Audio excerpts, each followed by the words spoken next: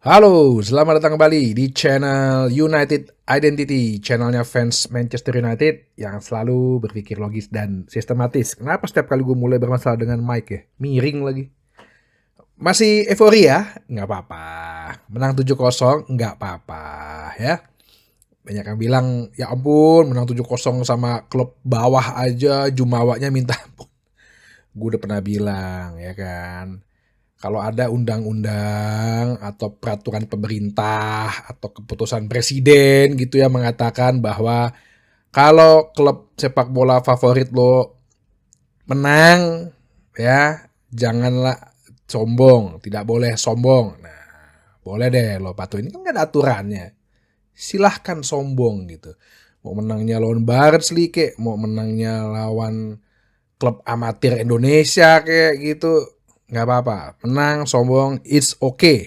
Ya, gue rasa di ajaran agama nggak boleh sombong dalam kehidupan memang ada. Tapi kalau spesifik mengatakan tidak boleh jumawa ketika tim sepak bolanya menang, nggak ada sih kayaknya gue lihat.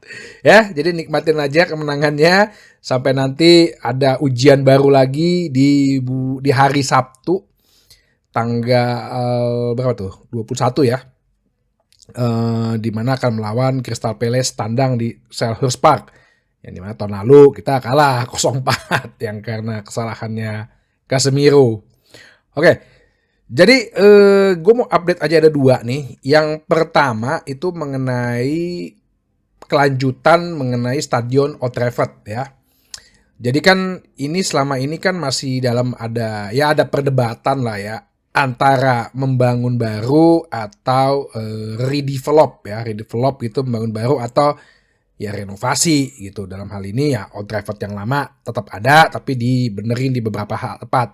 Nah, ini berita juga di websitenya Manchester United bahwa untuk kelanjutan regeneration project ini, namanya Old Trafford Regeneration Project ini akan dilakukan survei terhadap para fans. Ini yang diberitakan atau diinformasikan oleh COO, Chief Operating Officer, Direktur Operasionalnya ya, Khalid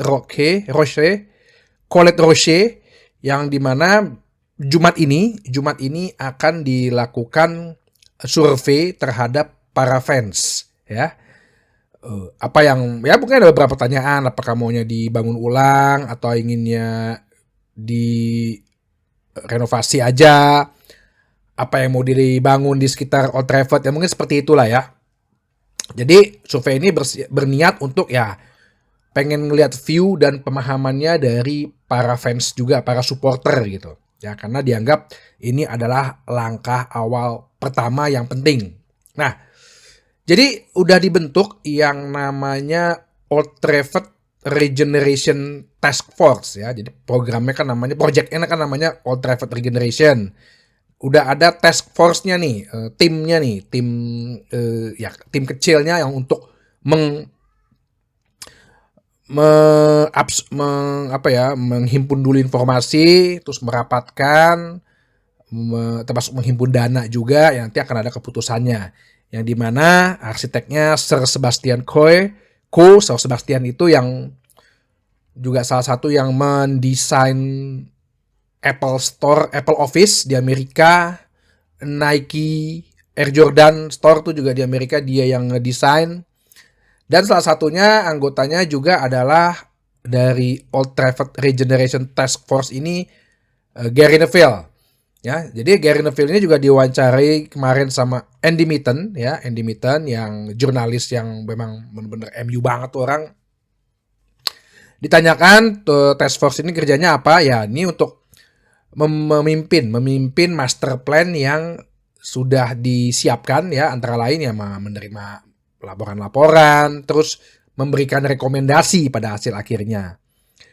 Terus dari tim arsitekturnya adalah Foster and Partners ya,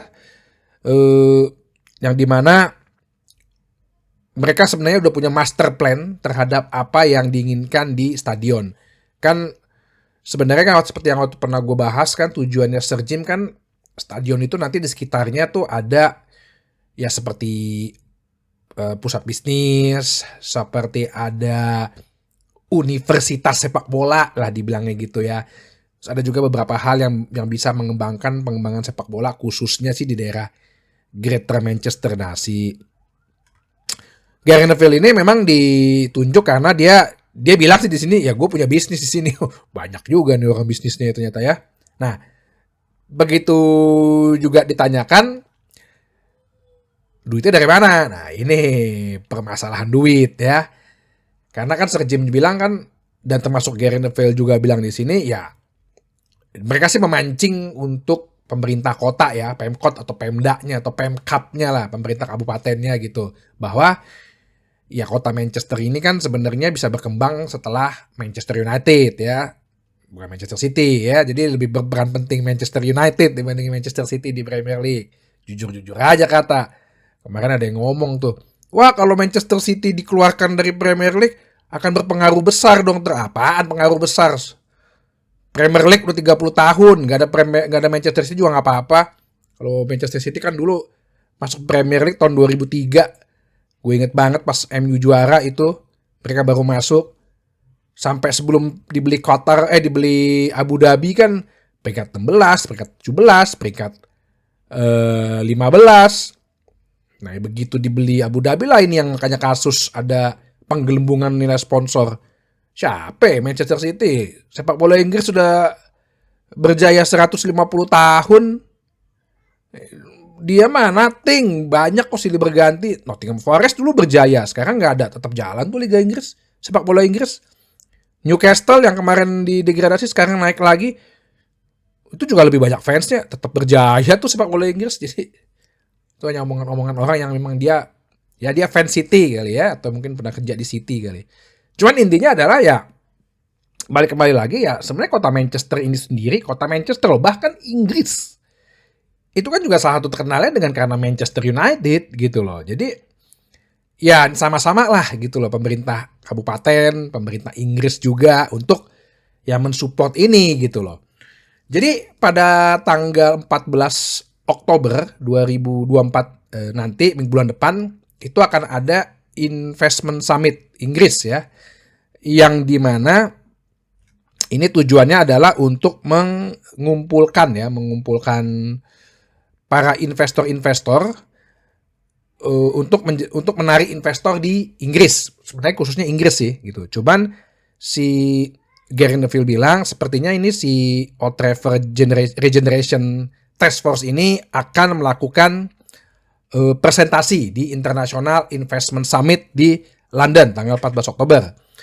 Yang dimana ini event adalah event hanya oleh invitasi, terus mengundang 300 pemimpin-pemimpin bisnis ya dari seluruh dunia yang diorganisir oleh pemerintah United Kingdom, UK dalam hal ini, oleh Perdana Menterinya yang baru yaitu Sir Keir Starmer, untuk menarik investasi di seluruh Inggris ya.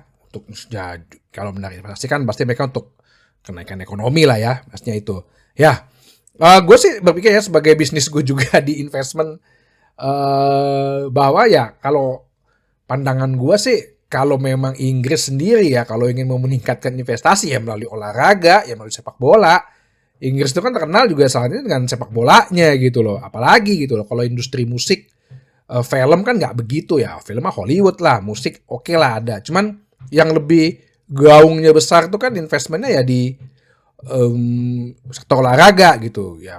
Perusahaan gue juga salah satu yang menjadi partnership gitu ya untuk pengembangan penjualan housing student di Manchester, karena itu memang berkembang pesat banget gitu loh. Karena dengan nama Manchester, karena nama Manchester United ya, kota Manchester sendiri termasuk Inggris pun jadi terkenal gitu loh. Jadi ini yang diusahakan oleh Gary Neville dan timnya, yang dimana nanti bakal ada ajang untuk menarik investor ya. Jadi tidak hanya dari dana pemerintah tapi juga dari dana swasta.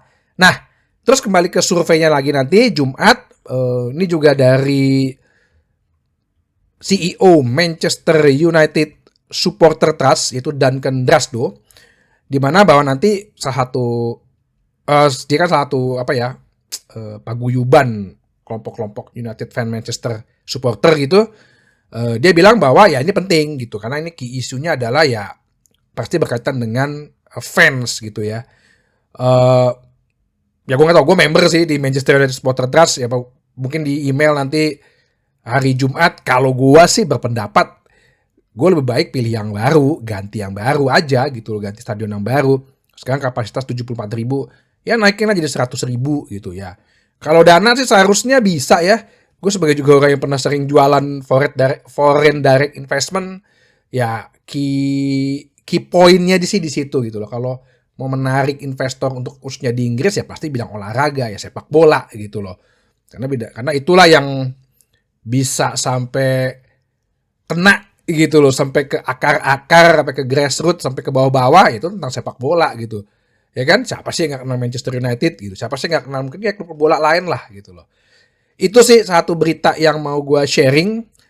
Ada satu berita lagi yang mungkin berhubungan dengan klub, adalah kembalinya duet Rasmus Højlund dan Mason Mount dalam sesi latihan ya. Jadi udah ada gambarnya Mason Mount sama si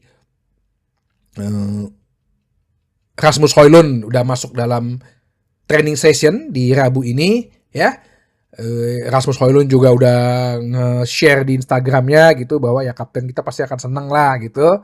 Dan ya ini menurut gua sih kabar yang bagus ya. Jadi kedalaman squad Manchester United akan lengkap.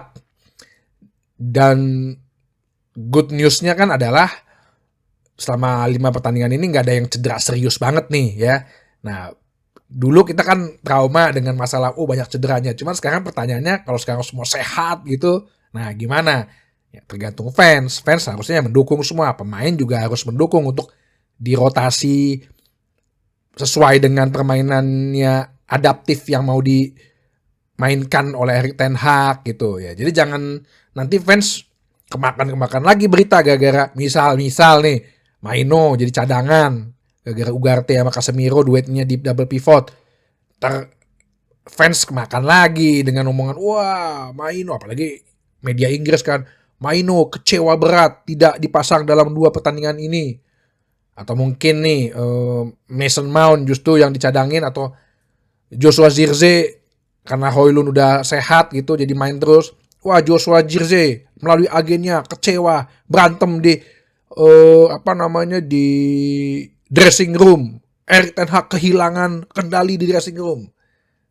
Nah ini gue udah wanti-wanti nih ya. Karena semua apapun yang dilakukan Manchester United tuh kayaknya salah di mata orang gitu loh. Ada aja yang mau diungkit-ungkit. Hati-hati, oke? Makanya simak terus United Identity, channel yang selalu berpikir logis dan sistematis, khususnya untuk para fans. Oke? Sampai ketemu lagi di bahasan berikutnya. Terima kasih.